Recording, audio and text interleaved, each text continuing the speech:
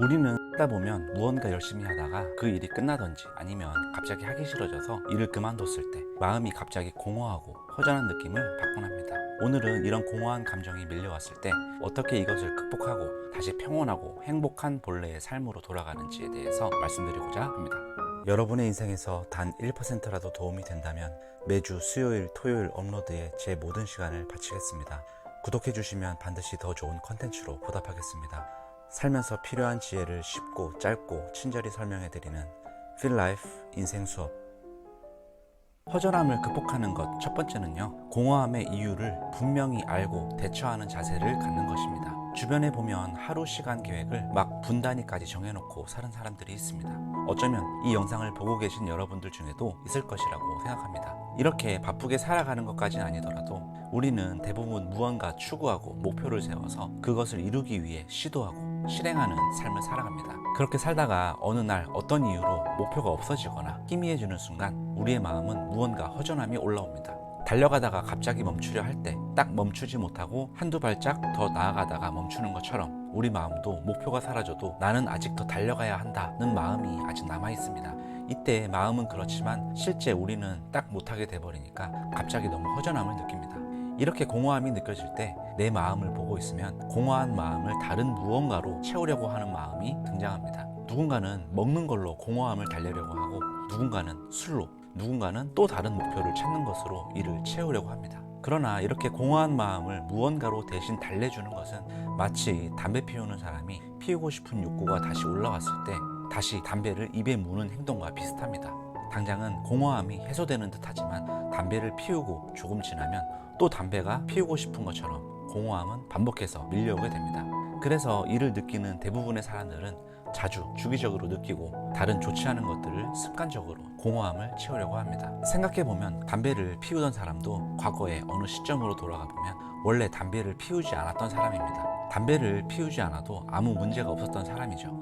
우리도 목표 지향적으로 사는 습관이 생겨서 그렇지 사실 삼시세끼 밥을 먹고 현재 해야 될 최소한의 일만 하고 살아도 대부분 크게 문제가 없습니다. 무언가 반드시 추구하며 살아야 잘 살고 있는 것이라는 생각은 내 삶의 동력이 되기도 합니다.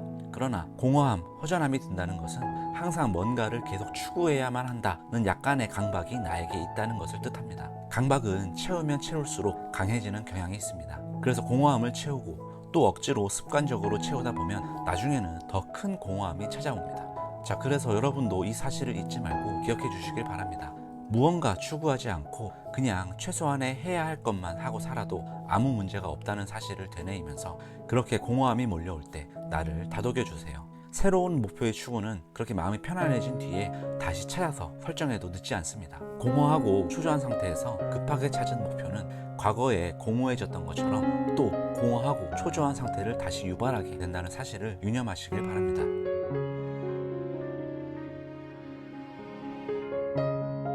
두 번째, 과거의 근본 원인을 모른 채 계속 공허하고 초조함을 반복했던 나를 격려하고 위로하는 시간을 가져보세요. 이렇게 공허함을 느끼는 것이 이번이 처음일 수도 있습니다. 그러나 우리는 학교에 입학하면서부터 나도 모르게 어느새 늘 목적지향적인 삶의 레이스에 참여하게 됩니다. 초중고 12년은 대학 입시를 위해 성적을 올리기 위해 달렸고 20대가 되면서는 취업을 위해, 그 이후에는 결혼, 자녀, 육아 등을 향해 종목을 바꿔가면서 계속 달려왔죠. 어느 순간 공허함을 느낄 수가 있습니다. 이번이 처음인 것 같지만 그 뿌리는 아주 오래전부터 있었습니다. 사실 돌아보면 그렇게 목적을 향해서 달렸던 때에 좋았던 것도 있었을 겁니다. 예전에 후회를 주제로 다룬 저희 영상에서 지나간 일을 상처 또는 경험, 이 두 가지 관점에서 볼 수 있다고 말씀드렸습니다. 목표를 쫓다가 없어지면 공허해지고 초조해하다가 그 불안함에 떠밀려 다른 목표를 찾아서 쫓기를 반복했던 시절은 상처로 볼 수 있는 관점입니다. 추구하지 않아도 아무 문제가 없었을 무언가를 일부러 뭐든 쫓느라 낭비했던 시간이 아깝게 느껴질 수 있습니다. 공허함과 초조함을 채우려고 할 때 시작한 목표이므로 지나고 보면은 크게 결실을 맺은 것이 없었을 가능성이 높습니다. 그 자체가 스스로에게 나는 뭐 계획해도 이루지를 못하네 하는 낙담의 말을 유발하기도 합니다. 장기적으로 보면 자존감이 낮아지기도 합니다. 이런 나의 과거를 경험으로 여겨보세요. 이렇게 이것저것 시도해본 것이 그래도 나름 재미있었어 라고요. 실패할 거라서 아무것도 안 하고 그냥 있었던 것보다는 이것저것 해본 것은 삶을 재미있게 살았다고 볼 수 있습니다.